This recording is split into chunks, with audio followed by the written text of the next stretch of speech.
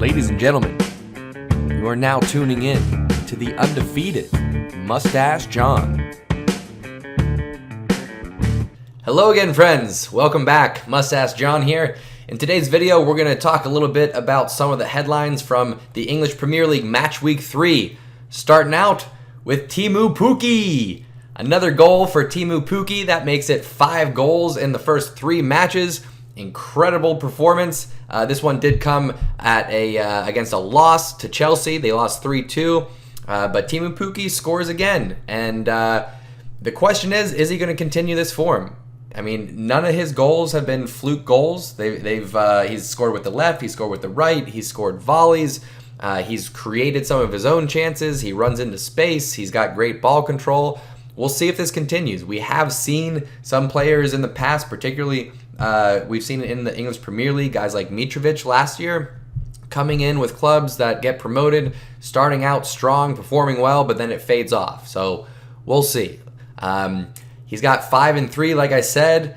I think for him to continue on with this pace is would be pretty ridiculous. So I would look for that form to slow a bit.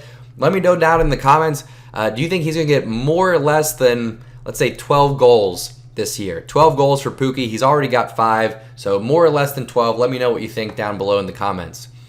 Speaking of Norwich losing to Chelsea, let's talk a little bit about Christian Pulisic.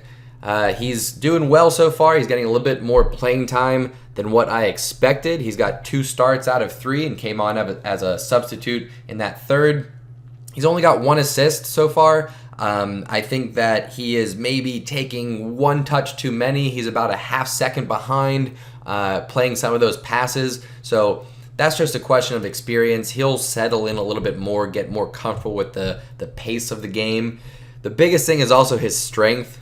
Pulisic is not a big guy. He's pretty small, and I think he's really feeling the physicality of the Premier League now. So look for him to adjust to that a little bit. But I think players are starting to trust him a little bit more, particularly with his pace getting in behind. They're looking to get him in through behind those defenders. I think Pulisic is great. Also being that first outlet pass and breaking out on the counter. I think where he could work a little bit is when Chelsea is getting that possession in the attacking third, he can tend to disappear, but he's still working out what his role is going to be with Chelsea. And same for Mason Mount, same for Barkley, same for Abraham, all those guys. It's a new squad. It's a young squad. They're still working it out. So I'm pretty happy with the performance of Pulisic so far. We'll see if he continues to get as much playing time when Hudson-Odoi and Willian come back. That's really the question. We'll see what happens. So I'm glad that Pulisic is not getting too many comparisons to Hazard right now. That's a good thing. That takes a lot of the pressure off. I think Mason Mount coming on and getting 2 goals out of 3 is also a good distraction, letting Pulisic have that time to settle in. So they've got a great partnership, though. I think Pulisic and Mount and Barkley across that midfield is a great combo. So look for Chelsea to go with that more often this season. We'll see what happens. I got high hopes for Pulisic. United losing to Palace. Wow, this is the first time Crystal Palace has beaten Man United in the Premier League. So and it happened at Old Trafford in Fergie time, stoppage time winner for Crystal Palace, and it really came from Man United not getting back on defense. That's what it was. I think they had tied it up late with a goal, and I think it was the 89th minute from James, but then they kind of broke down. I think they were thinking they had the better chance offensively to get the winner. They got caught on a counterattack. It happens. That comes down to hustle and attitude, I think, and just playing smart. You can't lose your head in stoppage time in a match like that. But this was a big loss. I mean, Rashford missed a penalty, and this comes after everybody was giving Pogba all that shit for missing his penalty. Everybody's saying it should be Rashford. It should be Rashford. I think Rashford will take penalties moving forward. This is his first miss as a professional. However, this was a big miss. Off the post, goes out. He didn't look confident going up to it either. You could kind of see in his eyes, he was reading those headlines too about Pogba missing his, so I think he had that in his mind. But 22 shots on target for Man United, let me back up. 22 shots, only 3 on target for Man United. That's terrible. You can't have that. Getting 22 shots off and only 3 being on target, horrible percentage. You're professionals. You need to be more accurate. You got to get it on frame. That's how you score goals. All right, so hopefully that'll change. Martial picked up an injury, so that's not going to be good for United. I would look for maybe Rashford to slide into that number 9 for now, and put, well, unless Sanchez does go to Inter, maybe Sanchez gets a chance on that left wing. Who knows? We'll see. But big loss for United. You got to get those points.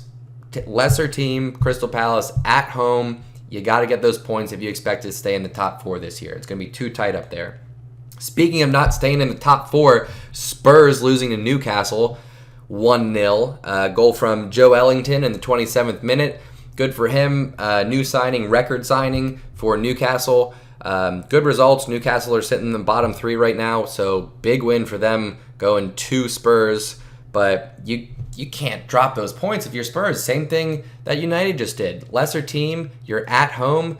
If you want to stay in the top 4, let alone push for the title this year, you have to get those points. And yes, Ndombele was out, Eriksen was out, but you've got Son, you've got Kane, you've got Lucas Moura. You have plenty of firepower if you're Spurs in your starting 11 to win this match. So no excuses for this one. Drop points. That is going to be quite a handicap just getting started there. I think Spurs are sitting in 7th place right now. 3 matches in, it's early. I know, but point is you can't be dropping points like that this early. Arsenal also dropped points. Liverpool hosted them this weekend. Liverpool with a 3-1 victory. That's to be expected. Arsenal is not going to go into Anfield and win that match, not early on in this season. That's just not going to happen. So I would, if I'm Arsenal or if I'm an Arsenal supporter, I'm chalking that up as a loss and I'm moving on. That's not my focus. My focus is going to be to stay in the top 4 this year, and I think outside of Liverpool and City, I think Arsenal have a pretty good shot, particularly if Tottenham keeps slipping up the way that they are. So looking at the table, we got Liverpool in first. They're starting out with 3 wins, 9 points. Man City had that draw with Tottenham last week, so they have 7 points, sitting in 2nd position. Arsenal won their first 2, so they are in 3rd. And then Leicester starting out pretty strong. They've got 1 win, 2 draws so far, so they're in 4th. Then rounding out the top 6, we've got Man United and Burnley, also a surprise. So we've had a few goals from Ashley Barnes. Week 1, he had a couple of nice ones, but Burnley's not going to stay there. Burnley's definitely not going to stay there, and I also don't expect Leicester to stay in the top 4. They had that wonderful Cinderella champion run, but I don't see that happening again this year. So I would look for Tottenham to move up. I would look for Chelsea to move up. But I think teams like Leicester, Bournemouth, Everton, they could be a threat to pushing out Man United, perhaps even Chelsea, out of that top 6. So that's going to be of a struggle. So again, let me know down below. What's your top 4 predictions? Again, it's early in the season, but let me know your top 4 predictions. Let me know your top 6 predictions. Let's take a look at the bottom 3 right now. We got Southampton, Newcastle, and Watford. Watford are 0-3. That's terrible. I would look for them to turn things around. If they don't get results in the next match, I would think that there's going to be a change for who's managing that team. We'll see. Newcastle, they've got Steve Bruce managing now, so he's going to have a little bit of he's going to need a little bit of time to have his influence on that team. He's a Premier League veteran. He knows how to stay in the Premier League. I know that he's had teams relegated, but I think he'll take Newcastle probably mid-table this year, I would expect. Southampton, though, I think this is your year to get relegated. I really do. You have had a tendency to be a selling club, Van Dijk, Mane, players of the like. So I think you're now going to see those results. I think you're going to struggle this year. I think Southampton is getting relegated. I think Southampton, I think Aston Villa, and really I think Crystal Palace also. Those are my 3 picks for relegation this year. So again, we're 3 matches in, but I'm making the bold predictions. Let me know what you think down below. Who's getting relegated this year? Again, my picks, Southampton, Aston Villa, Crystal Palace. We'll see if I'm right or wrong. Who knows? But those are some of the headlines from match week 3. I hope you enjoyed the video. As always, like, subscribe, do all those things that help me out on YouTube. I really do appreciate your support, everybody. More to come. I'll see you next time.